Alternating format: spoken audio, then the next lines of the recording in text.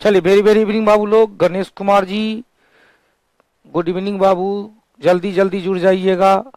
50-5। संतोष बाबू, ध्यान चंद्र जी, खुशबू भगत जी, सुमित बाबू मुंगेर जिला, खुशबू अरविंद दुबे, विद्यासागर जी जिला सिवान, सुमित बाबू, अरविंद कुमार दुबे। चलिए, पीडीएफ फाइल भी मिल गया होगा। आज हम लोग एक सिंपी दिव्य शानु रवि बाबू, रवि जी आप आज साइंस वाले क्लास में नहीं थे? अच्छा, साइंस वाले क्लास में थे। चलिए, बहुत अच्छा। लक्ष्मी जी, गौतम गोविंदा जी, चलिए गौतम गोविंदा, राकेश कुमार सिंह जी। अच्छा, गुनगुना रहे थे? ओहो, ऐसे ही कुछ याद आ गया था, गाना है वो याद आ गया था वही। चलिए, बहुत अच्छी बात है, आ जाइए। चलते हैं हम लोग सैर करने के लिए। आओ चलो तारों की सैर करने के लिए, वैदिक साहित्य की चर्चा करें। वैदिक साहित्य, वैदिक साहित्य में वैदिक काल चलते हैं। हम लोग चर्चा किए थे कि भारत की पहली सभ्यता हो जाएगी सिंधु घाटी सभ्यता, इंडस वैली सिविलाइजेशन। भारत की पहली सभ्यता भी थी, विश्व की पहली नगरीय सभ्यता थी, और भारत में एकदम धाकू शुरुआत हुआ था, शहरी सभ्यता से शुरुआत हुआ था। सिविलाइजेशन की प्रक्रिया, संस्कृति की प्रक्रिया एकदम सुपरहिट रहा था।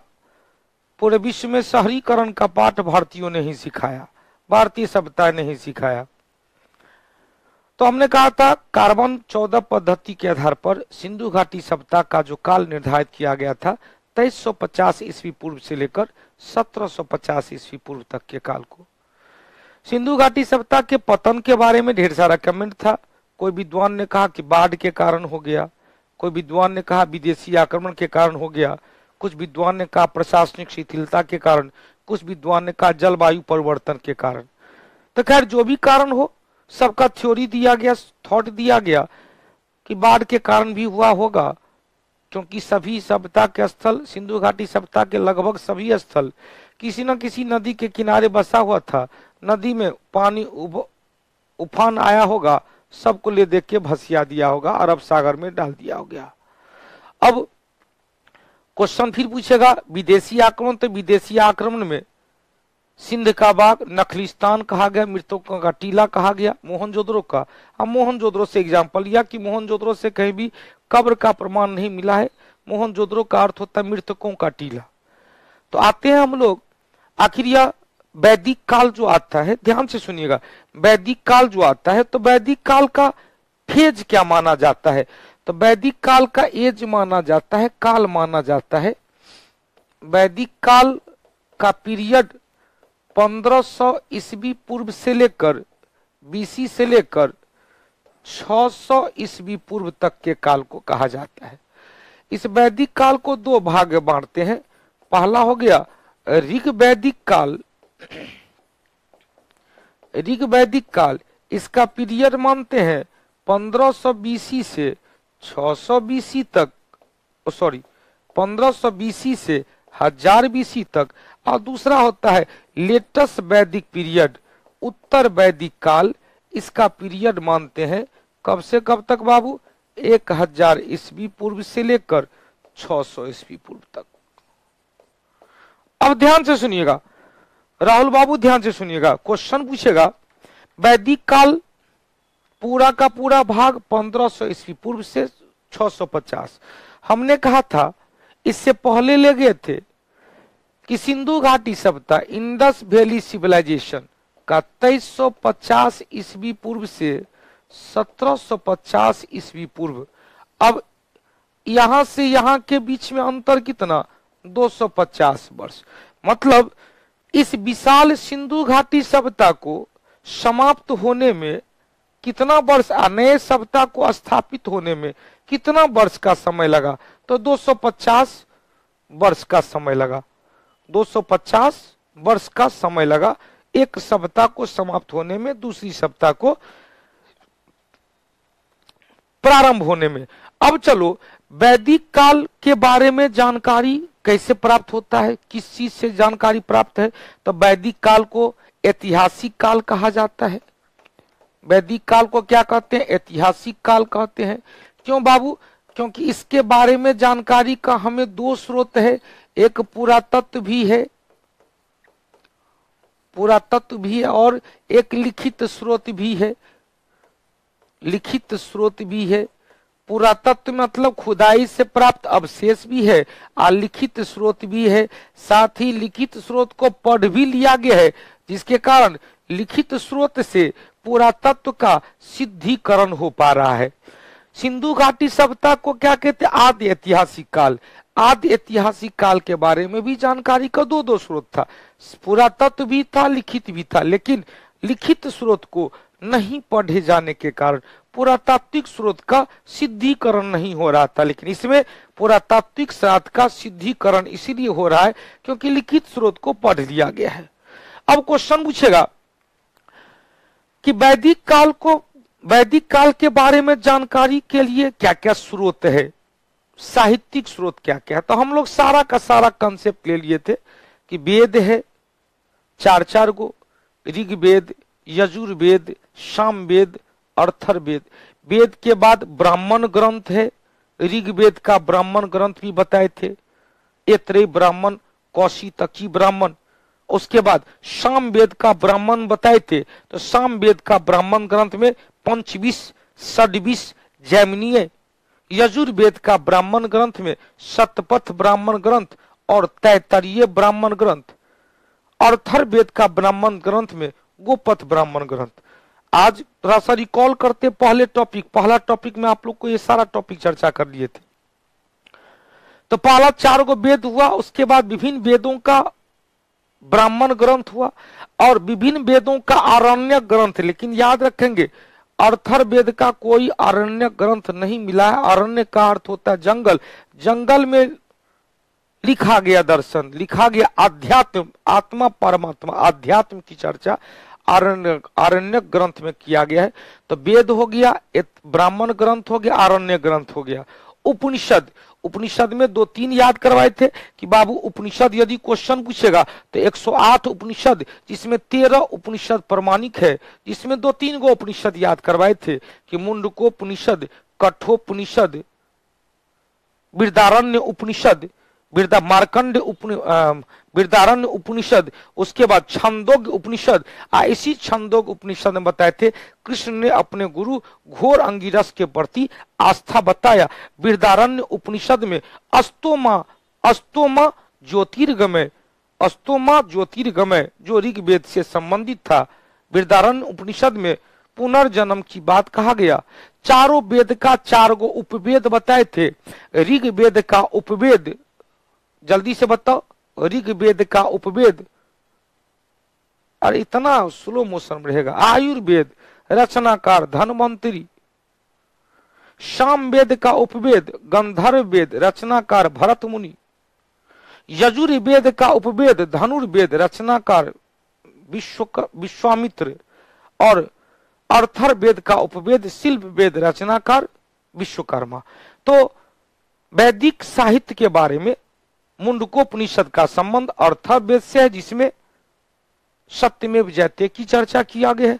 सत्यमेव जयते की चर्चा मुंडकोपनिषद में। क्वेश्चन पूछेगा कठोपनिषद में यमराज एवं नचिकेता के बीच हुए संवाद की चर्चा है। यमराज एवं नचिकेता के बीच में हुए संवाद की चर्चा है। क्लियर? अब क्वेश्चन पूछेगा, ध्यान सुनिएगा, अब कोरिलेट करो। हमने आपको बताया था कि 108 में 13 प्रमाणित, 108 में 13 उपनिषद प्रमाणिक उपनिषद है। तो ऋग्वेद या वैदिक काल के बारे में जानकारी किस किस से मिलता है बाबू? वैदिक काल के बारे में जानकारी, ध्यान सुनिए, वैदिक काल के बारे में जानकारी चारों वेद हो गया, उपवेद हो गया, आरण्यक ग्रंथ हो गया, ब्राह्मण ग्रंथ हो गया, उपनिषद हो गया। इस सब से जानकारी मिलती है। किसके बारे में? वैदिक साहित्य के बारे में। अब क्वेश्चन पूछेगा वैदिक पुरातत्व का स्रोत क्या था? ये तो लिखित स्रोत हो गया। पुरातत्व का भी स्रोत मिला है। क्या क्या मिला है? तो लोहा का अवशेष मिला है। हमने कहा था लोहा का अवशेष उत्तर प्रदेश के अतिरंजी खेरा में, उत्तर प्रदेश के अतिरंजी खेरा से लोहा का अवशेष मिला है। अब लोहा के अवशेष मिलने से कृषि के क्षेत्र में आमूलचूल परिवर्तन हो गया।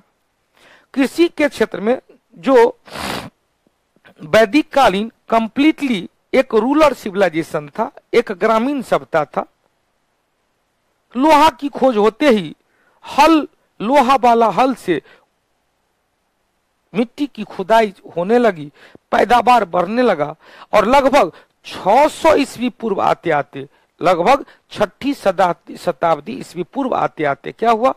नगरीकरण का फिर से एक बार दौर स्टार्ट हुआ। भारत में दूसरे नगरीकरण का दौर स्टार्ट हुआ, जिसे महाजनपद काल कहा गया। अब क्वेश्चन पूछेगा मृदभांड, मृदभांड मतलब पकी हुई मिट्टी का घड़ा, पकी हुई मिट्टी का घड़ा। तो क्वेश्चन पूछेगा चित्रित धूसर मृदभांड प्रिंटेड ग्रे पॉट की खुदाई से प्राप्त हुआ है। तो क्वेश्चन पूछेगा वैदिक कालीन जो घड़ा था वो कैसा था? चित्रित धूसर मृदभांड था, प्रिंटेड ग्रे पॉट था, प्रिंटेड ग्रे वेयर था, PGW था, याद रखें, प्रिंटेड ग्रे वेयर या चित्रित धूसर मृदभांड था। तीसरा अभिलेख भी मिला है, अभिलेखीय साक्ष्य भी हुआ है। अब एक एक पॉइंट लेते हैं कि आखिर भाई अभिलेखीय साक्ष्य में क्या था बाबू? तो अभिलेखीय साक्ष्य में याद करेंगे, हमने कहा था कि हिंदू देवी देवता से संबंधित पहला अभिलेख एशिया माइनर, ईरान जो मध्य एशिया का क्षेत्र था, एशिया माइनर का बोगज कोई अभिलेख। कौन सा अभिलेख? बोगज कोई अभिलेख, जो 1400 ईस्वी पूर्व का है, 1400 ईस्वी पूर्व का बोगज कोई अभिलेख। जिससे क्या जानकारी मिलता है? जिससे हिंदू देवी देवता का 4 गो नाम है, इंद्र, मित्र, वरुण, नासत्य। इंद्र, मित्र, वरुण और नासत्य। हमने कहा तो पुरातत्व भी मिला, पुरातत्व से लोहा मिला है, लोहा का खोज वैदिक काल में हुआ, चित्रित धूसर मृदभांड वैदिक काल में, और अभिलेख में बोगज कोई अभिलेख जिसमें हिंदू देवी देवता से संबंधित 4 अभिलेख, हिंदू देवी देवता से संबंधित एशिया माइनर का बोगज कोई अभिलेख जिसमें 4 हिंदू देवी देवता का नाम है, इंद्र, मित्र, वरुण और नासत्य। क्लियर? बोगज कोई। क्लियर? अब क्वेश्चन पूछेगा, ध्यान से सुनिएगा। वैदिक कालीन 2 भाग में बांटे, पूर्व वैदिक काल और उत्तर वैदिक काल। पूर्व वैदिक काल को क्या कहेंगे या वैदिक काल को क्या कहेंगे? ऋग वैदिक काल को क्या कहेंगे? 1500 ईस्वी से 1000 ईस्वी। और उत्तर वैदिक काल को क्या कहेंगे? 1000 ईस्वी पूर्व से लेकर 600 ईस्वी पूर्व। अब क्वेश्चन पूछेगा कि वैदिक काल के निर्माता कौन थे? तो वैदिक कालीन निर्माता आर्य थे। आर्य का अर्थ होता है श्रेष्ठ या कुलीन। आर्य का क्या अर्थ होता है? श्रेष्ठ या कुलीन। ये आर्य कहां के रहने वाले थे? तो आर्य कहां के रहने वाले थे, इसके लिए विद्वानों के बीच विवाद है। कुछ विद्वान जैसे बाल गंगाधर तिलक ने आर्कटिक प्रदेश का माना है, आर्कटिक प्रदेश, ठंडे उत्तरी ध्रुवीय प्रदेश। कुछ विद्वान ने तिब्बत माना है, दयानंद सरस्वती ने तिब्बत माना। कुछ विद्वान ने मध्य एशिया का माना, जिसमें अधिकांश विद्वान का मानना, मैक्स मुलर ने मध्य एशिया वाला सिद्धांत दिया, तो वह अधिकांश मान्य है क्योंकि ऋग्वेद में मध्य एशिया के साथ साथ मैक्स मुलर ने कहा कि आर्य मध्य एशिया से ईरान में आकर बसे और ईरान में अपनी संस्कृति को स्थापित किया। ईरान के बाद धीरे धीरे, क्योंकि घुड़सवारी में बहुत ज्यादा महारत हासिल था, समूह बना बना करके भारतीय क्षेत्र में आते गए और यहां पर विकसित सिंधु घाटी सभ्यता को समाप्त करके अपनी सभ्यता को स्थापित करते गए। और सबसे पहले पंजाब हरियाणा के क्षेत्र, जिसे सप्त सिंधु प्रदेश कहा गया, इसी सप्त सिंधु प्रदेश में आकर अपना स्थान बसाए। तो आर्य का यह कंसेप्ट सबसे बेस्ट है कि आर्य मुख्य रूप से कहाँ के थे भाई, मध्य एशिया के रहने वाले थे। मैक्स मूलर ने सिद्धांत दिया और मध्य एशिया का कंसेप्ट सिद्ध होता है कि आर्य मध्य एशिया से ईरान पहले आए, ईरान में अपनी संस्कृति को स्थापित किया और ईरान से हिंदू कुश पर्वत अफगानिस्तान को पार करते हुए, हिंदू कुश पर्वत को पार करते हुए पंजाब हरियाणा के सप्त सिंधु प्रदेश में आकर अपना निवास स्थान किया। यही कारण है कि ऋग्वेद में अफगानिस्तान की 4 प्रमुख नदियां कुबा है, कुरुमु है, गोमल है, सुवास्तु है, 4 अफगानिस्तान की नदियां और भारतीय क्षेत्र की कई नदियां जैसे परुष्णी है, अस्कनी है, विपाशा है, सदानीरा है, शत्रुदी है, इस सब का उल्लेख है, जो साबित कर रहा है भाई कि इस सब पक्का अफगानिस्तान होते हुए भारत आया था। भले ही वर्तमान समय में इन नदियों का नाम कुछ अलग है, जैसे कुबा का वर्तमान नाम काबुल है, कुरुमु का वर्तमान नाम कूरम नदी है, गोमल का वर्तमान नाम गोमती का वर्तमान नाम गोमल का वर्तमान नाम गोमती नदी है, गोमल का वर्तमान नाम गोमती नदी है, सुवास्तु का वर्तमान नाम स्वात नदी है, अस्कनी का वर्तमान नाम चिनाब है, परुष्णी का राबी है, विपाशा का व्यास है, वितस्ता का झेलम है, शत्रुदी का सतलज है, सदानीरा का गंडक है, सुषोमा का सोहन नदी है, द्रुषदती का सरस्वती या घग्घर नदी है। ये सब ऋग्वेदिक नदियां हैं जिसका नाम वर्तमान में अलग है। क्लियर हो गया। अब देखो क्वेश्चन पूछेगा, आर्य एवं अनार्य कबीला के बीच वर्षा मध्य एशिया मतलब सर जी अफगानिस्तान ना, नहीं ईरान। अफगानिस्तान तो इधर आ गया, पाकिस्तान वाला क्षेत्र हो गया। अफगानिस्तान पाकिस्तान को दक्षिणी एशिया में शामिल करते हैं। किस एशिया में? दक्षिणी एशिया में। अब क्वेश्चन पूछेगा, ध्यान से सुनना। क्वेश्चन हमने बताया कि आर्य एवं अनार्य कबीला के बीच ऋग्वेद के 7वें मंडल में, दिमाग पर जोर देंगे, 7वें मंडल में 10 राग युद्ध की चर्चा किया गया, या किस नदी के किनारे? परुष्णी उर्फ रावी नदी के किनारे। अब क्वेश्चन पूछेगा कि ऋग्वेद में सबसे ज्यादा किस नदी की चर्चा किया गया है? तो सबसे ज्यादा सिंधु नदी की चर्चा किया गया, लेकिन ऋग्वेद में जो सबसे पवित्र नदी थी सरस्वती नदी। ऋग्वैदिक काल में गंगा एवं यमुना नदी महत्वहीन मानी गई। गंगा की चर्चा 1 बार, यमुना की चर्चा 3 बार। पूरे ऋग्वेद में कुल मिलाकर 25 नदियों की चर्चा किया गया है। कितने नदी? 25 नदी की चर्चा किया गया है, जिसमें सबसे ज्यादा सिंधु नदी का उल्लेख किया गया है। लेकिन ऋग्वेद काल का सबसे पवित्र नदी, जिसे नदियों की माता कहते हैं, सरस्वती नदी को कहा गया। किस नदी को बाबू? सरस्वती नदी को कहा गया। अब क्वेश्चन पूछेगा, रविशंकर जी यूपीएसआई को देखते हुए पॉलिटी का फाउंडेशन बैच लाइए। अच्छा कोई बात नहीं, यूपीएसआई को देखते हुए पॉलिटी का फाउंडेशन बैच आएगा। इस सप्ताह में हम लोग प्लान बना के घोषणा कर देते हैं, इस सप्ताह में प्लान बना के घोषणा कर देंगे। हो गया क्लियर? यूपीएसआई का सही में उसमें पॉलिटी काफी महत्वपूर्ण है, और पॉलिटी में लॉ एंड ऑर्डर से भी क्वेश्चन पूछता है और एक्ट से भी क्वेश्चन पूछता है, आर्टिकल से भी पूछता है। तीनों का तीनों हम लोग चर्चा करेंगे। रविशंकर बाबू बहुत अच्छी बात है। अब चलिए बाबू ध्यान से सुनिएगा।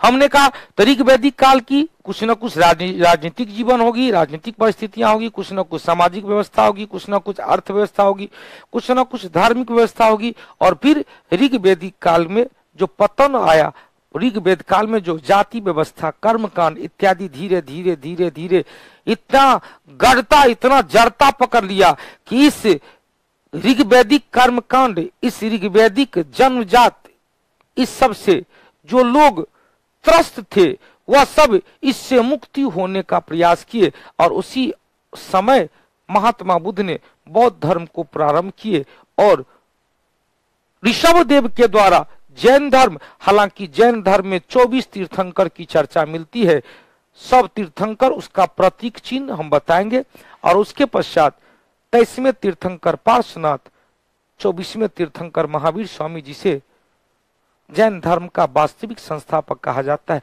तो जो लोग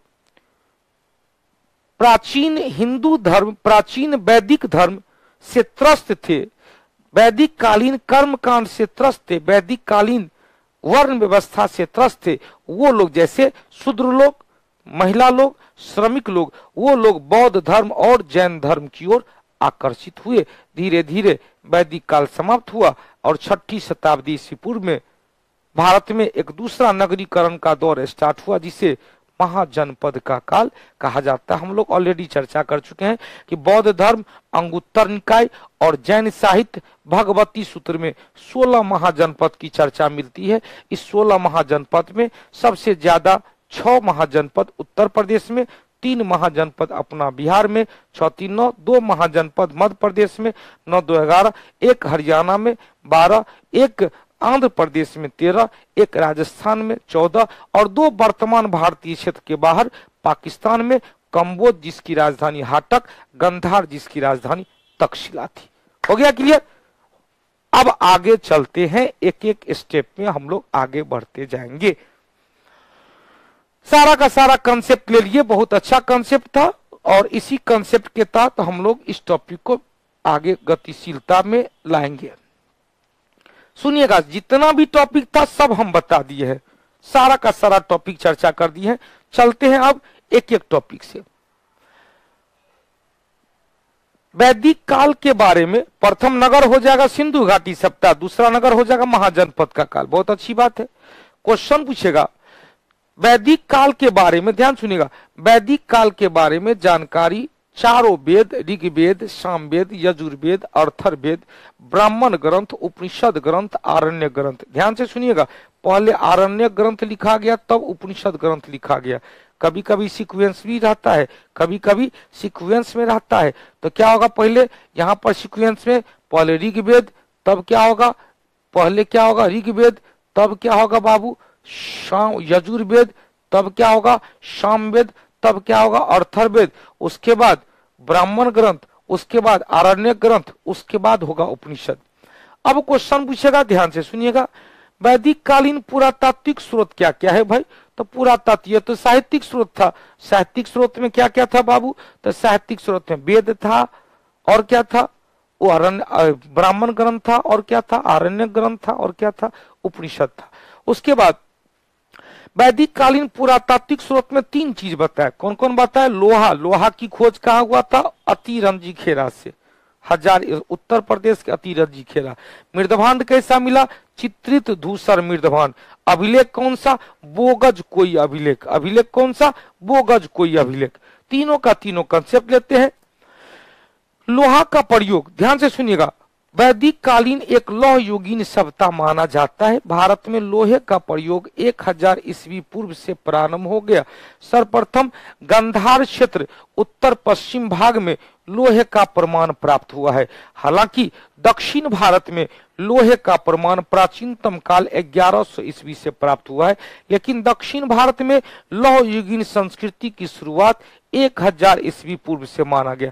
ध्यान से सुनिएगा, बड़ी कंसेप्ट वाला चीज है। क्वेश्चन डायरेक्ट पूछेगा, लोहा की खोज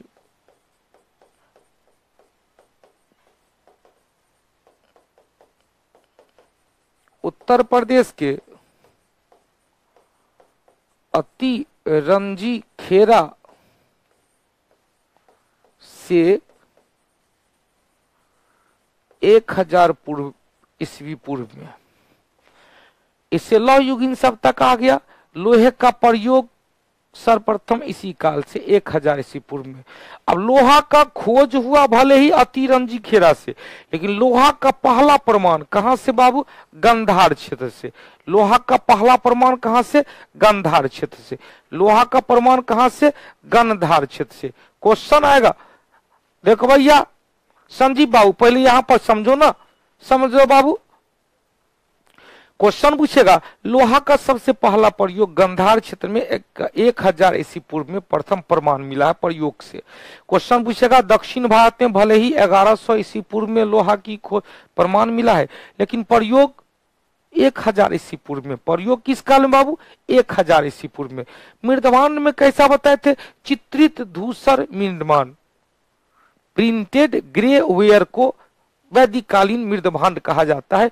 वैदिक काल में प्रयोग में लाए जाने वाले मृदभांड मतलब मिट्टी का घड़ा कैसा था?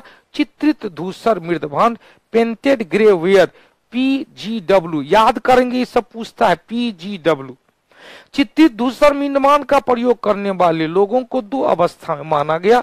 दो अवस्था, पहला वह अवस्था जहां लोहा का प्रयोग नहीं किया गया, तो लोहा का प्रयोग नहीं किया गया उसे कहा गया 1500 ईस्वी पूर्व से 1000 ईस्वी पूर्व। इसे क्या कहेंगे? ऋग वैदिक काल कहेंगे। क्या कहेंगे बाबू? ऋग वैदिक काल। आज इसमें लोहा का प्रयोग किया गया, इसका काल, सॉरी यहां गलत है, 1000 ईस्वी पूर्व से लेकर 600 ईस्वी पूर्व, जिसे क्या कहेंगे? उत्तर वैदिक काल। तब क्वेश्चन हमने क्या बताया था? लोहा का प्रयोग किस काल में प्रारंभ हुआ? उत्तर वैदिक काल में। लोहा का प्रारंभ प्रयोग किस काल में? उत्तर वैदिक काल में। एक लाइन में कहेंगे चित्रित धूसरी मृदभांड के आधार पर दो भाग बांटा गया, मतलब 1000 से पहले 1000 के बाद, 1000 ईस्वी पूर्व से पहले 1500 ईस्वी पूर्व तक, 1000 ईस्वी पूर्व से बाद 600 ईस्वी पूर्व तक। तो 1000 ईस्वी पूर्व से 600 ईस्वी पूर्व तक लोहा का प्रयोग हुआ, उससे पहले लोहा का प्रयोग नहीं हुआ था। उसके बाद देखिए अभिलेख में क्या बताया बाबू? बोगज कोई अभिलेख। नंदन जी यहाँ पर बफरिंग नहीं होता, आपका network regional local network issue है, यहाँ पर सब कुछ ठीक ठाक है। अब क्वेश्चन पूछेगा, ध्यान सुनना। हमने कहा बोगज कोई एशिया माइनर ईरान के क्षेत्र में, जिसमें 4 हिंदू देवी देवता इंद्र, मित्र, वरुण, नासद, लगभग 1400 ईस्वी पूर्व का यह अभिलेख मिला है। कहां से बाबू? बोगज कोई अभिलेख। चलो बाबू देखो, एशिया माइनर का, एशिया माइनर तुर्की के क्षेत्र का था, ईरान तुर्की के क्षेत्र का बोगज कोई नामक स्थान से एक अभिलेख प्राप्त हुआ है। कितने वर्ष का है? तो 1400 ईस्वी पूर्व का है। कितने वर्ष का है? 14वीं शताब्दी ईस्वी पूर्व का है, जिस पर ऋग्वैदिक देवता का नाम लिखा हुआ है। कितने देवता? 4 देवता। कितने देवता बाबू? 4 देवता। इंद्र है, मित्र है, वरुण है, नासत्य है। इंद्र, मित्र, वरुण, नासत्य। इंद्र, मित्र, वरुण और नासत्य। अब चले वैदिक काल का आंतरिक विभाजन, दो भाग बांट दिए। कौन कौन बाबू? तो पहला हो गया ऋग वैदिक काल 1500 ईस्वी पूर्व से 1000 ईस्वी पूर्व, और उत्तर वैदिक काल 1000 ईस्वी पूर्व से लेकर कब तक? 600 ईस्वी पूर्व। यहां पर क्लियर हो गया। एकमात्र जानकारी के लिए एकमात्र ग्रंथ पूर्व वैदिक काल का जो 1500 ईस्वी पूर्व से लेकर 1000 ईस्वी पूर्व तक का है, जानकारी का एकमात्र स्रोत है ऋग्वेद। और उत्तर वैदिक काल जिसका स्रोत, जिसका टाइम कब से कब तक? 1000 ईस्वी पूर्व से 600 ईस्वी पूर्व, जिसका टाइम, जिसके अंतर्गत यजुर्वेद, सामवेद और अर्थर्वेद, इसके अंतर्गत ब्राह्मण ग्रंथ, आरण्य ग्रंथ और उपनिषद, इन सब की रचना इस काल में हुई थी। इन सब की रचना किस काल में? उत्तर वैदिक काल में। अब चलते हैं, दोनों का हम लोग एक साथ समानता स्थापित कर देंगे, करते चलेंगे, विषमता स्थापित करेंगे, तो एक साथ ही हम लोग को दोनों चीज कंसेप्ट बनता चलेगा कि उत्तर वैदिक काल में क्या था, आदिक वैदिक काल में क्या था। ये सारा कंसेप्ट हमने एकदम नया पैटर्न पे बना दिया। जितने भी मटेरियल था पुराने वाला, उसको पूरा का पूरा चेंज करके नया रिसर्च करके यह मटेरियल नंदन जी PDF लेट से भेजे हैं। नहीं बाबू, PDF मिला था लेकिन पता नहीं लोड नहीं हो पाया था। PDF तो संडे को ही भेज दिए थे, संडे को ही, मतलब कल सुबह में ही PDF चला गया था, पता नहीं अपलोड नहीं हो पाया था, हम लोग को मैसेज नहीं प्राप्त हुआ। आपका मैसेज देखिए तब पता चला PDF प्राप्त नहीं हुआ, तो हमने फिर से उसको रीलोड करवाया है। आइए, नंदन जी PDF लेट से भेजे हैं, प्रिंट नहीं हो, कोई बात नहीं, देख लीजिएगा। 2-3 चैप्टर, इसके बाद जैन महाजनपद, और आज बौद्ध धर्म का कुछ टॉपिक छूटा हुआ था, तो आज बौद्ध धर्म का करते हुए बौद्ध धर्म क्लियर कर देंगे। तब हम लोग का हर्यक वंश या मगध साम्राज्य का उत्कर्ष स्टार्ट होगा एकदम। अब सारा PDF जितने भी किन्हीं का, यदि मेरा फाउंडेशन बैच का बुक होगा हिस्ट्री का पूरा कंसेप्ट और डेटा बहुत ज्यादा परिवर्तन किया गया है। मेरा परिवर्तन करने का मुख्य ध्येय है कि आपको सटीक चीज मिले और सुंदर चीज मिले। एग्जामिनेशन पॉइंट ऑफ व्यू से आपका कंसेप्ट बनता जाए। चलो बहुत अच्छी बात रोशन बाबू, ध्यान से सुनिएगा। अब क्वेश्चन पूछेगा वैदिक कालीन और उत्तर वैदिक, ऋग वैदिक कालीन और उत्तर वैदिक कालीन, इसमें समानता और विभिन्नता क्या है। तो हमने कहा ध्यान से सुनते जाइए, एक साथ याद होता जाएगा। क्वेश्चन पूछेगा कि ऋग वैदिक काल का जानकारी का एकमात्र स्रोत क्या है बाबू, ऋग्वेद है। और इसका जानकारी का स्रोत क्या क्या है भाई, उत्तर वैदिक कालीन ग्रंथ कौन कौन सा था, तो क्या बताए थे, पहले यजुर्वेद, सामवेद, अर्थर्वेद, ब्राह्मण ग्रंथ, आरण्यक ग्रंथ, उपनिषद, यह सब इस काल का। फिर क्वेश्चन पूछेगा वैदिक काल के प्रथम खंड को ऋग वैदिक काल या पूर्व वैदिक काल कहा जाता है। वैदिक काल के उत्तरवर्ती चरण को उत्तर वैदिक काल कहा जाता है। एकदम मजा आएगा, ध्यान से सुनते जाइएगा। इसे क्या कहेंगे, वैदिक ऋग वैदिक काल या पूर्व वैदिक काल, इसे क्या कहेंगे, उत्तर वैदिक काल या उत्तरवर्ती चरण कहा जाएगा। इस काल के जानकारी का केवल एक स्रोत है ऋग्वेद। इस काल की जानकारी का क्या क्या था, यजुर्वेद था, सामवेद था, अर्थर्वेद था, ब्राह्मण ग्रंथ था, आरण्यक ग्रंथ था, उपनिषद था, ये सब बताए थे। अब कंसेप्ट मिलाते जाएंगे, देखो ना एक बार में याद हो जाएगा। ध्यान सुनिएगा, क्वेश्चन पूछेगा इस काल में लोहा का प्रयोग नहीं किया गया। इस काल में चित्रित धूसर मृदभांड था, प्रिंटेड ग्रेवेयर था। इस काल में लोहा का प्रयोग किया गया। इस काल में लोहा का प्रयोग किया गया। कंसेप्ट बन रहा है, समझ में आ रही है, एकदम सारा का सारा कंसेप्ट आपको अभी का भी याद हो जाएगा। अब चलते हैं, वैदिक कालीन निर्माता कौन थे बाबू, तो वैदिक काल का निर्माता आर्य को माना जाता है। आर्य कहाँ के रहने वाले थे और कैसे कैसे भारत आए, पहले तो वो देखे। वैदिक कालीन निर्माता क्या थे भाई, आर्य थे। और आर्य को कहा जाता है, ध्यान सुनिएगा, आर्य अपने आप का, आर्य का अर्थ होता है श्रेष्ठ या कुलीन। आर्य का अर्थ क्या होता है, श्रेष्ठ या कुलीन। फिर से सुनिएगा, आर्य का अर्थ क्या होता है, श्रेष्ठ या कुलीन। आर्य संस्कृत जानते थे। आर्य क्या करते थे भाई, संस्कृत जानते थे। अतः इन्होंने अपने आप को क्या कहा कि हम सबसे उत्तम हैं। हम क्या हैं भाई, सबसे उत्तम हैं। अब आर्य के बारे में कहां से आए आर्य, इसके बारे में कंसेप्ट अलग अलग है। कुछ विद्वान ने कहा कि उत्तरी ध्रुवीय क्षेत्र से आए थे, आर्कटिक प्रदेश से आए थे। और आर्कटिक प्रदेश से कौन जानकारी दिया था भाई, आर्कटिक प्रदेश का सिद्धांत कौन जानकारी दिया था, तो आर्कटिक प्रदेश में जो सिद्धांत दिए बाल गंगाधर तिलक। कौन सा बाबू, बाल गंगाधर तिलक। इनके पुस्तक का नाम था the Arctic home of the Arya. इनका पुस्तक का क्या नाम था बाबू,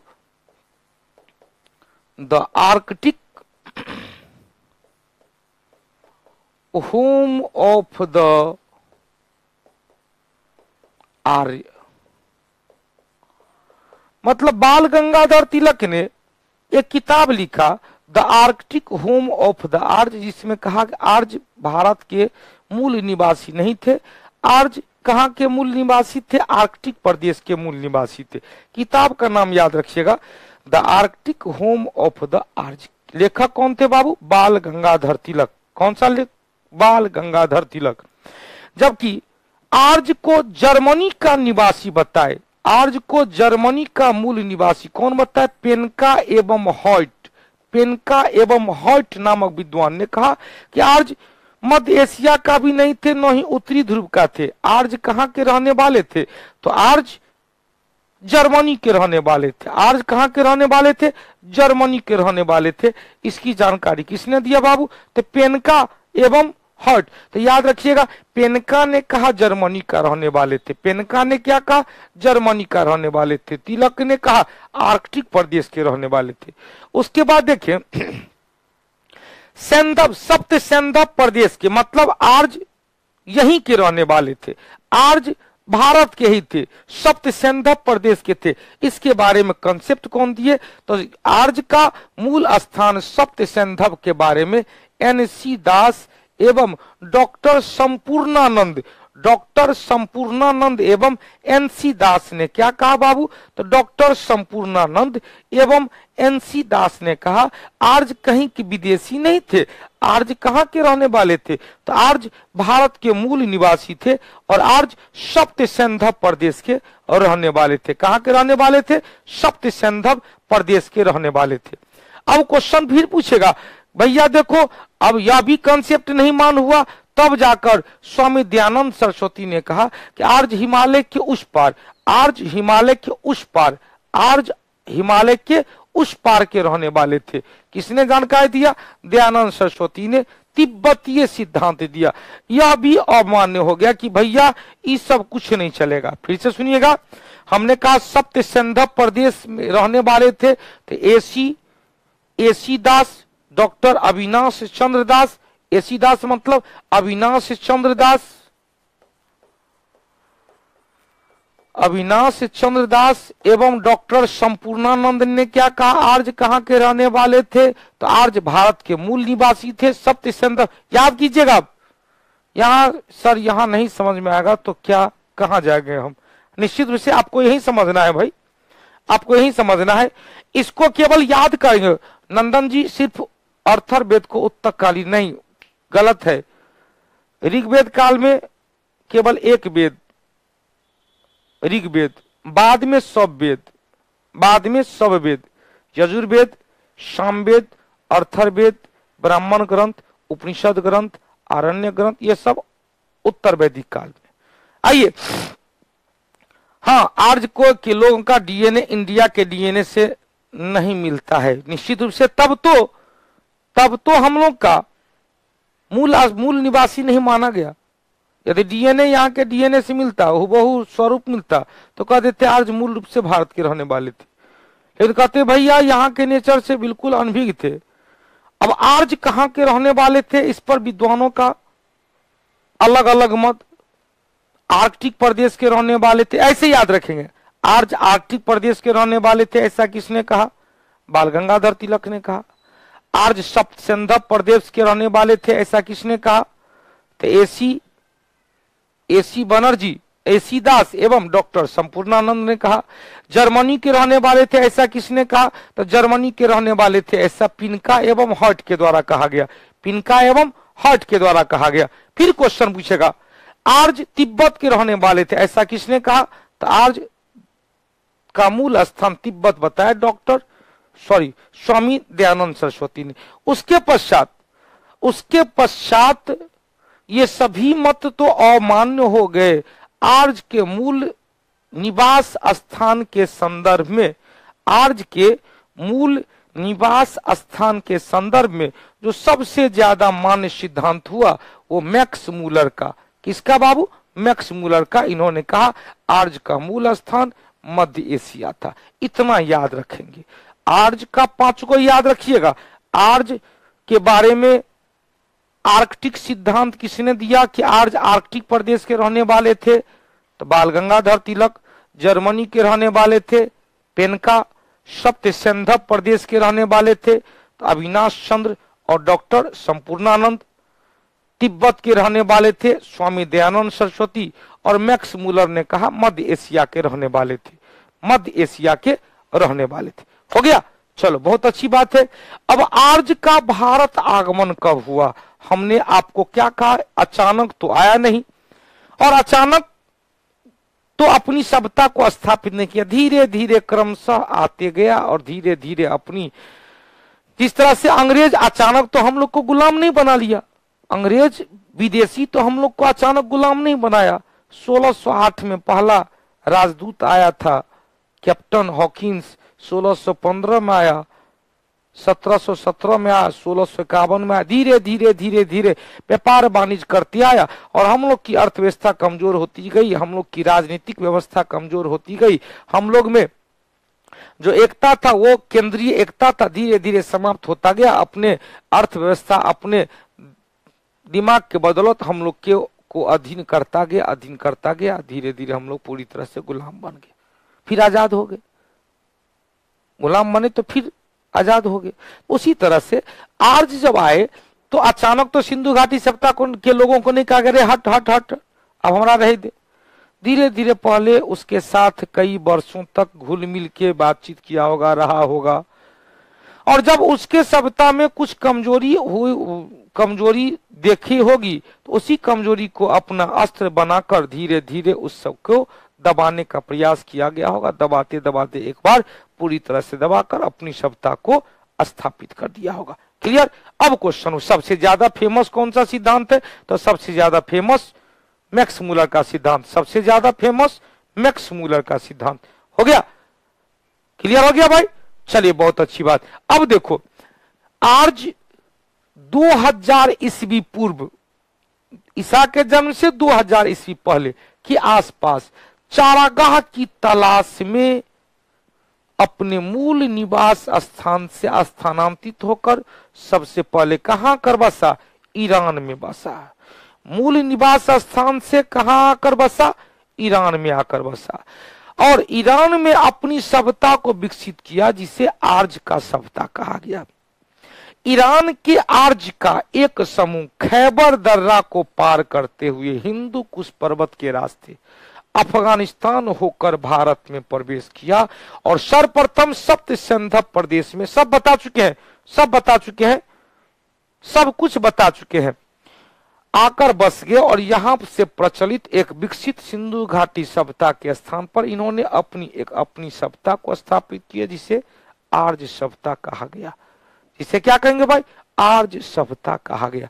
अब क्वेश्चन पूछेगा, गंगानाथ झा ने कहा आर्य ब्रह्मऋषि प्रवेश के थे, 100 विद्वान का मत है, काहेला उतना मत में जाएंगे। के शर्मा ने कहा हिमालय क्षेत्र के थे, गंगानाथ झा ने कहा ब्रह्मऋषि प्रदेश के थे, LD कल्लर ने कहा कश्मीर के रहने वाले थे, लो और पढ़ेगा, DS त्रिवेदी ने कहा मुल्तान के रहने वाले थे, P गैल्स ने कहा कि हंगरी के रहने वाले थे, पेनका ने कहा जर्मनी के रहने वाले थे, सर विलियम जोन्स ने कहा यूरोप के रहने वाले थे, एडवर्ड मेयर ने कहा बैक्टीरिया के रहने वाले थे, मैक्स मूलर ने कहा मध्य एशिया के रहने वाले थे, और हिमालय के रहने वाले थे के शर्मा। कुछ नहीं याद होगा, चारे को याद करेंगे। ज्यादा पढ़ने से बार बार आप लोग ज्यादा पढ़ते हो इसीलिए कंफ्यूज करते हो। हमारा पैटर्न में जो कम पढ़ो, एकदम खुआ पढ़ो, सॉलिड, जो लगातार पूछता है। आर्कटिक प्रदेश का सिद्धांत बाल गंगाधर तिलक, तिब्बत का सिद्धांत स्वामी दयानंद सरस्वती, जर्मनी का सिद्धांत पेनका, अविनाश चंद्र दास, संपूर्णानंद, सप्त सिंधु प्रदेश, मैक्स मूलर, मध्य एशिया। 5 को सिद्धांत याद रखेंगे, हो जाएगा, उसके बाद कुछ नहीं। मध्य एशिया कौन सा देश है भाई? तो मध्य एशिया में कौन कौन सा देश आएगा? मध्य एशिया में ईरान है, इराक है, कजाकिस्तान है, ये सब मध्य एशिया का देश आएगा। चलिए, तो हमने कहा चारागाह के खोज में मध्य एशिया से जो तुर्की का क्षेत्र है, कजाकिस्तान का क्षेत्र है,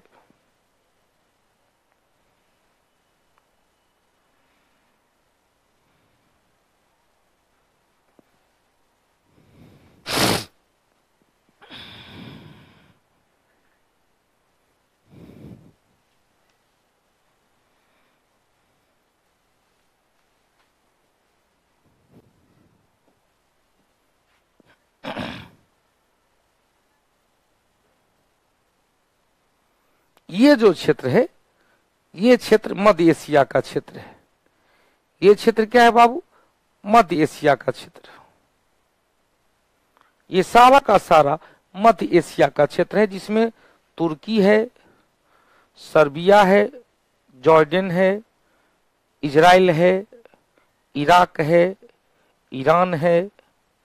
ये सारा का सारा मध्य एशिया का क्षेत्र है।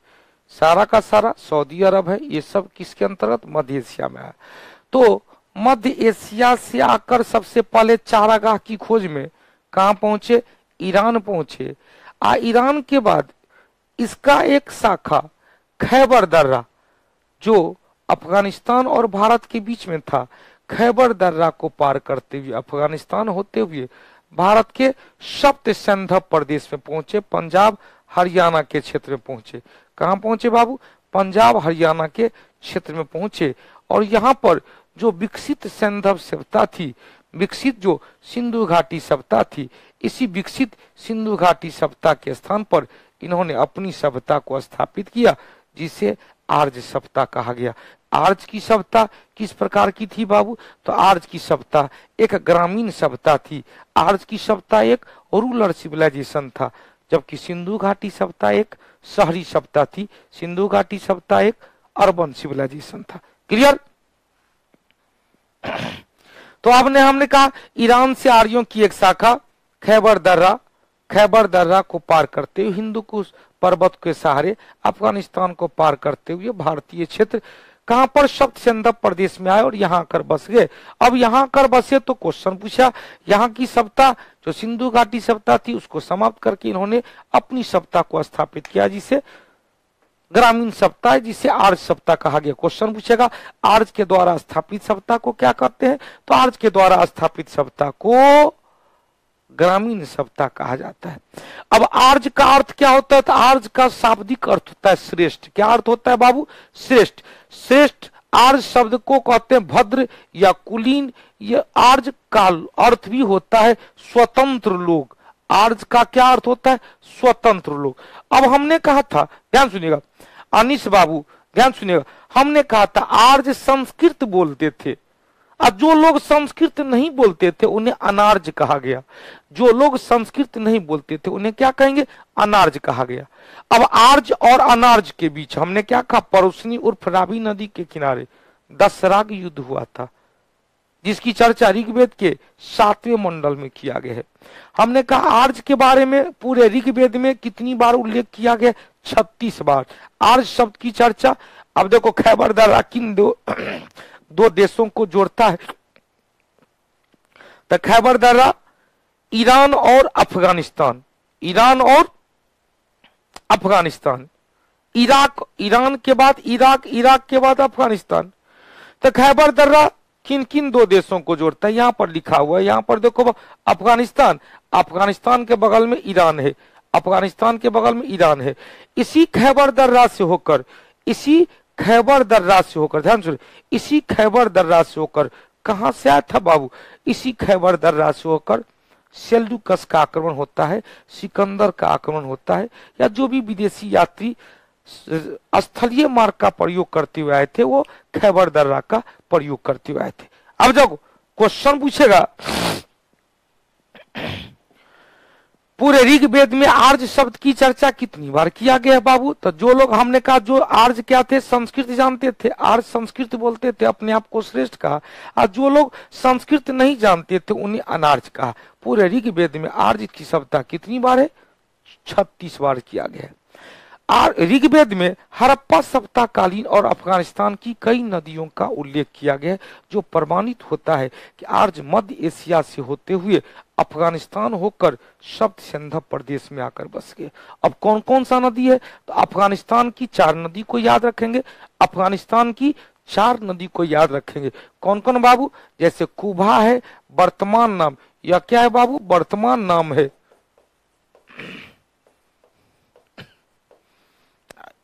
यह क्या है? प्राचीन नाम है या ऋग्वैदिक नाम है। कुबा का वर्तमान नाम काबुल नदी, कुर्मू का कुर्रम नदी, गोमल का गोमती नदी, सुवास्तु का स्वात नदी। चारों का चारों याद रखेंगे। कौन कौन बाबू? कुबा, काबुल, कुबा कब से? सब अफगानिस्तान की नदी है।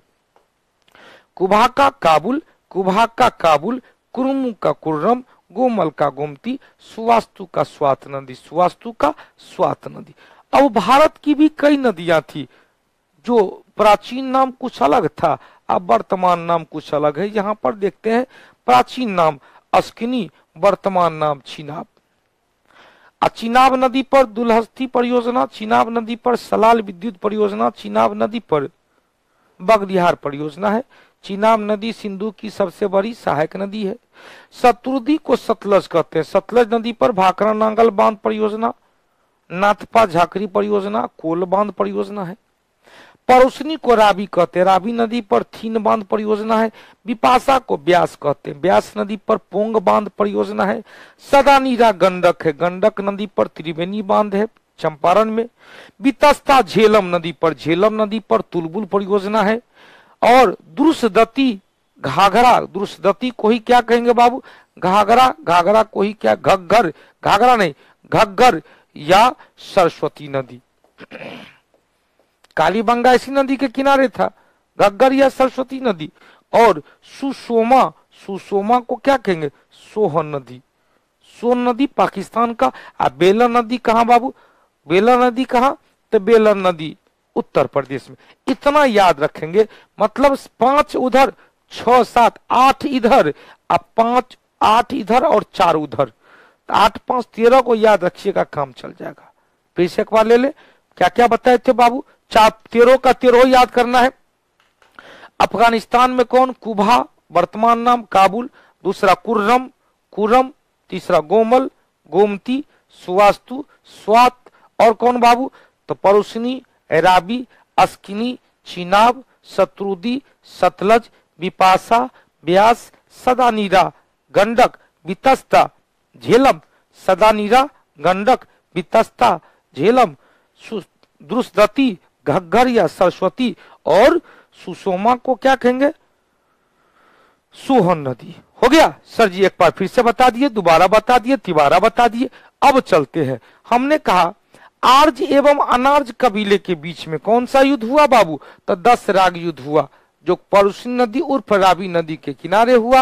अब क्वेश्चन पूछेगा जिसमें आर्ज विजय हुए, इसकी जानकारी ऋग्वेद के 7वें मंडल में किया गया है, ऋग्वेद के 7वें मंडल में। यहाँ जो अभी बताए कुछ परियोजना, वो सारा का सारा याद रखिएगा, परियोजना बड़ी महत्वपूर्ण है और लगातार पूछता है। चिनाब नदी पर बताए थे कौन कौन, केवल सुन लीजिएगा कौन कौन बताए थे, तो दुलहस्ती परियोजना,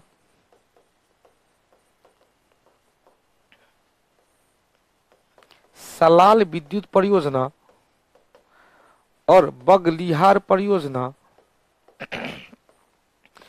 सतलज पर भाखरा नांगल बांध परियोजना, भाखरा नांगल बांध परियोजना, नाथपा झाकरी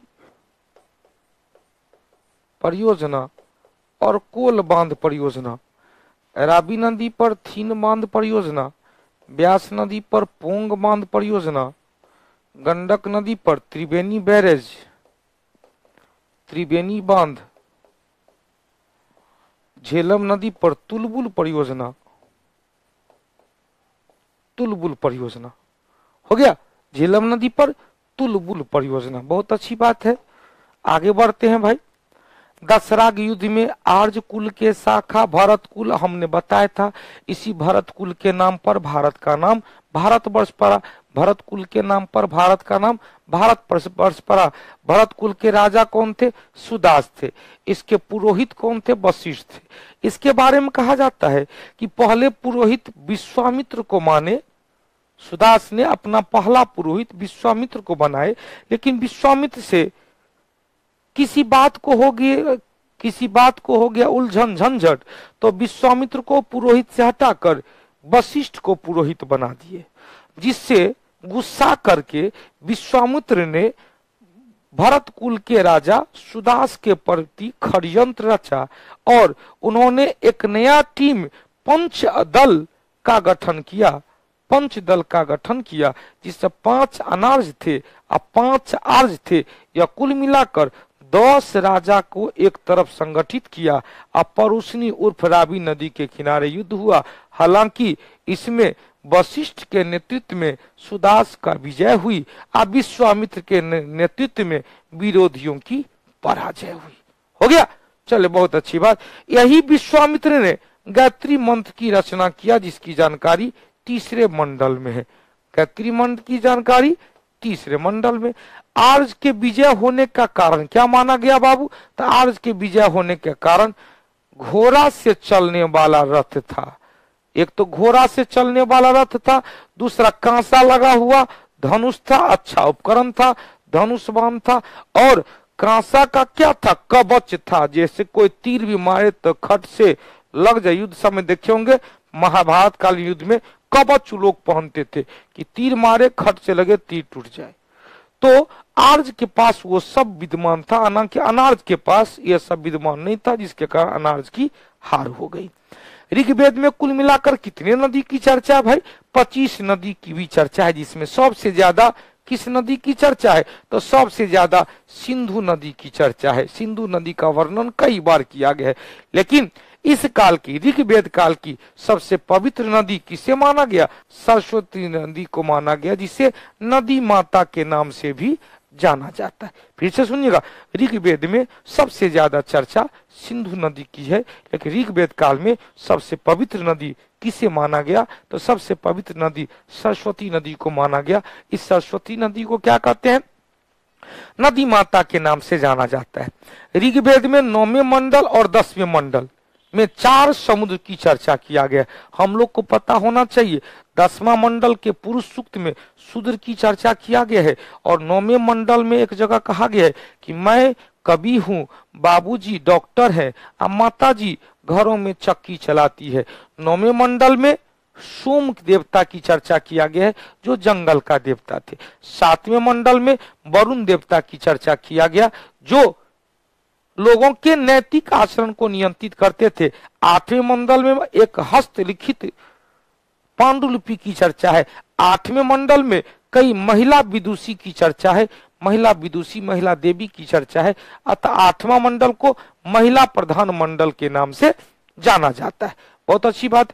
ऋग्वेद में गंगा की कितनी बार चर्चा बाबू? ऋग्वेद में गंगा की चर्चा 1 बार और यमुना की चर्चा 3 बार। ऋग्वेद में गंगा की चर्चा 1 बार और यमुना की चर्चा 3 बार। पेरियो परियोजना 1 बार और बता दीजिए। चलिए बहुत अच्छी बात, परियोजना 1 बार और बता देते हैं। हमने कहा परियोजना में एक बार जल्दी से दिख लेंगे कौन कौन सा परियोजना बताए थे, तो नदी याद रखेंगे तो परियोजना याद हो जाएगा।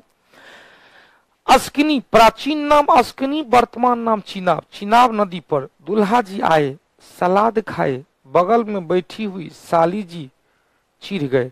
तो दुल्हा जी आए तो दुल्हा से दुल्हस्ती, सलाद आए तो सलाद से सलाल, बगल में बैठी तो बगल से बगलियार, चिढ़ गई चिढ़ से चिनाब। मतलब चिनाब नदी पर दुल्हा दुल्हस्ती, सलाद सलाल, बगलिहार परियोजना। एक क्लियर। दूसरा शत्रुदी, दूसरा क्या भाई? शत्रुदी। शत्रुदी मतलब सतलज, सतलज पर 3 कौन कौन? भाखरा नांगल बांध परियोजना। दूसरा कौन? नाथपा झाकरी परियोजना। तीसरा कौन? कोल बांध। परुछनी उर्फ राबी, राबी पर 1 थीन बांध परियोजना। विपाशा उर्फ ब्यास, ब्यास पर 1 पोंग बांध परियोजना। शत्रुदी वितस्ता उर्फ झेलम, झेलम पर 1 परियोजना। तुलबुल परियोजना, झेलम पर 1 परियोजना, तुलबुल परियोजना। हाँ, 8वां मंडल में भी वरुण देवता की चर्चा की। बहुत अच्छी बात। 8वां मंडल में वरुण देवता, 8वां मंडल में महिला मंडल भी कहा गया। हालांकि 8वां मंडल 7वें मंडल में भी वरुण देवता की चर्चा होगा, आगे चर्चा कर देंगे, इसको भी पुट करना है। आइए, इतना क्लियर हो गया बउआ? चलो बहुत अच्छी बात, ये सब सारा का सारा क्लियर हो गया। ऋग्वेद में गंगा की चर्चा कितनी बार? गंगा की चर्चा 1 बार, यमुना की चर्चा 3 बार। सबसे ज्यादा चर्चा सिंधु का। सबसे पवित्र नदी कौन? सरस्वती नदी। हो गया। 9वां और 10वां मंडल में 4 समुद्र की चर्चा किया गया है। उत्तर वैदिक काल में प्रमाणित होते या वैदिक काल में यह प्रमाणित हो, गंगा की चर्चा 1 बार, यमुना की चर्चा 3 बार, जिससे प्रमाणित होता है कि वैदिक काल में गंगा एवं यमुना महत्वहीन नदी थी, महत्वहीन नदी थी। अब क्वेश्चन पूछेगा, सिंधु नदी से लेकर सतलज नदी तक के क्षेत्र को ऋग्वेद में ब्रह्मवर्त क्षेत्र कहा गया। सिंधु से सतलज नदी के क्षेत्र को क्या कहेंगे? ब्रह्मवर्त क्षेत्र। ज्योग्राफी में चर्चा करते PSS, याद आया? PSS मतलब पंजाब हिमालय, सिंधु नदी एवं सतलज नदी के बीच के क्षेत्र को पंजाब हिमालय कहते हैं। और पंजाब हिमालय के क्षेत्र को क्या कहते हैं बाबू? पंजाब हिमालय के क्षेत्र को क्या कहते हैं? ब्रह्मवर्ती क्षेत्र कहा गया। अब रणवीर जी कहते एक दिन में बहुते पढ़ा देते, याद नहीं हो पाता, बकलोल है भैया, कहाँ बहुते बहुते पढ़ा देते हैं। अब इतिहास है, एक एक रत्ती थोड़े थोड़े पढ़ाएंगे तो पता चलेगा कि बहुत दिन लग गया। 2 क्लास से यह खत्म करना है, माथा में अटाना है, क्वेश्चन एक भी क्वेश्चन इधर उधर नहीं होना चाहिए। तो थोड़ा सा और आगे चलते हैं ताकि क्लास का शेड्यूल में भी समाप्त हो क्लास के। हाँ 10वां मंडल प्रतापराज, 10वां मंडल के पूर्व सूक्त में शूद्र की चर्चा किया गया है। अब देखो हमने कहा PSS मतलब सिंधु एवं सतलज नदी के बीच के क्षेत्र को पंजाब हिमालय कहते हैं और पंजाब हिमालय वाला क्षेत्र ब्रह्मवर्त क्षेत्र कहला है। हम लोग ज्योग्राफी में कल के ज्योग्राफी में चर्चा किए थे, कुछ याद है? कल हमने कहा था क्वेश्चन PSS KSK NKT और ATD ये 4 हिमालय का प्रादेशिक विभाजन था, जिससे बताए थे P से पंजाब हिमालय, पंजाब हिमालय सिंधु एवं सतलज नदी के बीच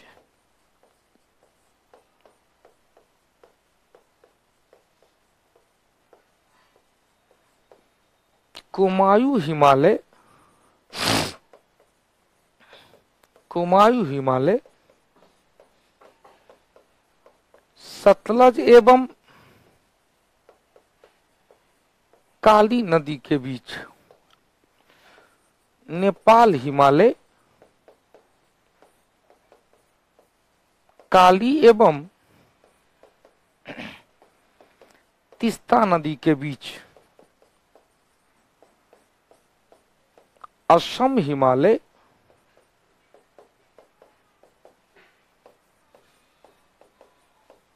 तीस्ता एवं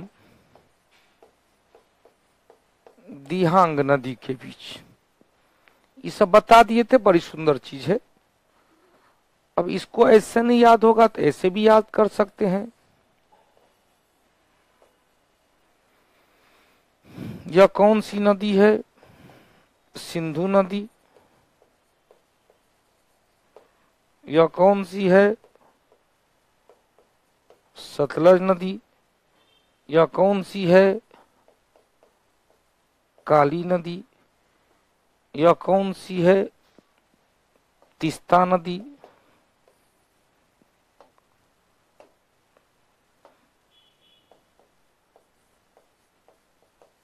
यह कौन सी है?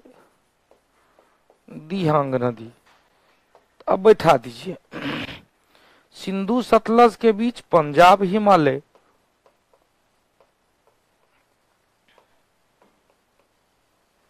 सतलज काली के बीच कुमायूं हिमालय, काली तीस्ता के बीच नेपाल हिमालय, तीस्ता एवं दिहांग के बीच असम हिमालय। हो गया?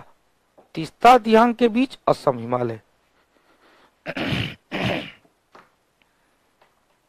आगे बढ़े बाबू, आगे बढ़े। चलिए बहुत अच्छी बात है। अब यही क्वेश्चन है, यह जो क्षेत्र है यह पंजाब हिमालय वाला क्षेत्र, इसे ही कहते हैं ब्रह्मवर्ती क्षेत्र। क्या कहते हैं? ब्रह्मवर्ती क्षेत्र। ब्रह्मवर्ती क्षेत्र क्लियर हो गया? इसे क्या कहते हैं? ब्रह्मवर्ती क्षेत्र। ब्रह्मवर्ती क्षेत्र क्वेश्चन आएगा तो देखो बाबू, हमने कहा ब्रह्मवर्ती क्षेत्र कहां से कहां तक आएगा बाबू? तो ब्रह्मवर्ती क्षेत्र सिंधु से लेकर सतलज नदी के क्षेत्र को ब्रह्मवर्ती क्षेत्र कहा गया। इस काल में गंडक नदी से लेकर प्रयाग तक के क्षेत्र को आर्यावर्ती क्षेत्र कहा गया। ब्रह्मवर्ती क्षेत्र कहां से कहां तक? तो सिंधु से सतलज, सदा नीरा गंडक से लेकर प्रयाग तक। गंडक कहां बाबू? सोनपुर। सोनपुर से लेकर प्रयाग तक के क्षेत्र को आर्यावर्ती क्षेत्र कहा गया। हिमालय पर्वत से लेकर विंध्य पर्वत तक के क्षेत्र को क्या कहते हैं? मध्य देश कहा गया। और आज ही हम लोग ज्योग्राफी वाले टॉपिक में चर्चा किए थे कि विंध्य पर्वत को ने कल कहे थे विंध्य पर्वत को समस्त भारत का जल विभाजक कहा जाता है। अरावली पर्वत को पश्चिम भारत का जल विभाजक कहा जाता है।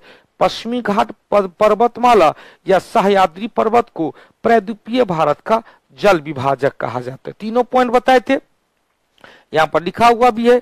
विंध्य पर्वत को क्या कहते बाबू, तो विंध्य पर्वत को उत्तर भारत और दक्षिण भारत मतलब भारत का जल विभाजक, विंध्य पर्वत को, अरावली पर्वत को पश्चिम भारत का जल विभाजक, और पश्चिमी घाट पर्वतमाला जिसे सह्याद्री कहा जाता है उसे दक्षिण भारत का या प्रायद्वीपीय भारत का जल विभाजक कहा जाता है।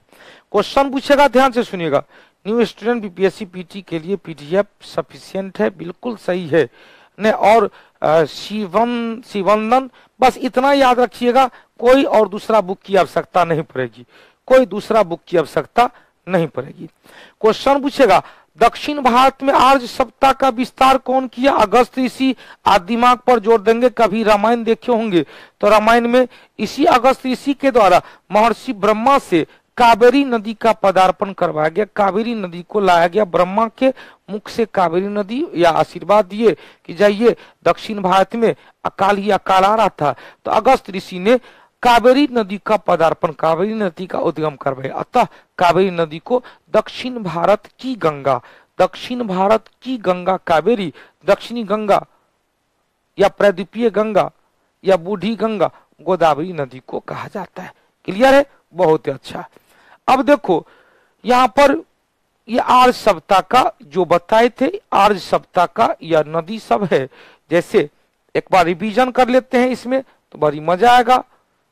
ऋग्वैदिक कालीन, विपाशा का व्यास, अस्किनी का चिनाब, वितस्ता झेलम, परुष्णी रावी, शत्रुदी सतलज और इंडस सिंधु नदी, यही था सप्त सिंधु प्रदेश, जहां पर गंगा की चर्चा एक बार, यमुना की चर्चा 3 बार, यमुना की चर्चा 3 बार, यमुना की चर्चा कितनी बार?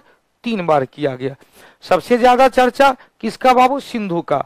और द्रुसदती या घग्गर, द्रुसदती या घग्गर या सरस्वती को पवित्र नदी माना जाता है। हो गया क्लियर? दक्षिणी गंगा, बूढ़ी गंगा, दक्षिणी गंगा कहेंगे या बूढ़ी गंगा कहेंगे या प्रायद्वीपीय गंगा कहेंगे, किसे कहते हैं? तो गोदावरी को। लेकिन दक्षिण भारत की गंगा रहेगा तो दक्षिण भारत की गंगा कावेरी नदी को कहा जाता है। और कावेरी दक्षिण भारत की या दक्षिण भारत में आर्य सभ्यता का प्रसार कौन किया? तो दक्षिण भारत में आर्य सभ्यता का प्रसार अगस्त ऋषि के द्वारा करवाया गया। क्लियर? अब क्वेश्चन पूछेगा, यह जो अपना मगध क्षेत्र है, मगध क्षेत्र की चर्चा पहली बार अर्थर वेद में किया गया। मगध की चर्चा कब, किस वेद में? अर्थर वेद में। क्यों? क्योंकि अर्थर वेद में मगध क्षेत्र को अछूतों की भूमि या अनार्यों की भूमि कहा गया, क्योंकि आर्य सभ्यता का विस्तार इसमें नहीं हो पाया था।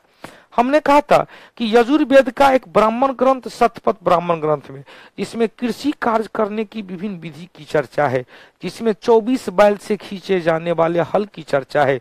इसी शतपथ ब्राह्मण में कहा गया है कि मिथिला के राजा विदेह और इनके पुरोहित गौतम राहुगण ने मुंह में आग लेकर आर्य सभ्यता के विस्तार की दौर प्रारंभ किए, लेकिन सदानीरा उर्फ गंडक नदी को जब पार करते हुए इस मगध क्षेत्र में आने का प्रयास किए तो उनके पुरोहित गौतम राहुगण के मुख से आग को गोला निकलकर गंडक नदी में गिर गया और वो लोग वहीं से वापस लौट आए।